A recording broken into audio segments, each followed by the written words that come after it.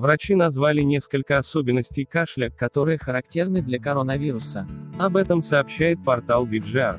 Так, по словам доктора медицины Нейта Фавини, у больных с COVID-19 всегда наблюдается именно сухой кашель, без выделения мокроты.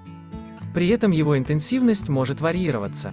При этом доктор медицинских наук, аллерголог из больницы Эмерсон в США Сара Нарайан считает, что сухой кашель может являться симптомом не только коронавируса, но и астмы, аллергии и гастроэзофагиального рефлюкса. По ее словам, в случае появления сухого кашля следует обращать внимание на наличие хрипов, этот признак характерен для астмы, а у пациентов с COVID-19 практически не встречается. Если же такой симптом является следствием аллергии, он должен исчезнуть после приема антигистаминных средств. В то же время медики сходятся во мнении, что оценивать кашель необходимо в совокупности с другими проявлениями недомогания. Ранее врачи описали так называемый постковидный синдром, неприятные симптомы, которые могут беспокоить переболевших коронавирусом пациентов на протяжении нескольких месяцев.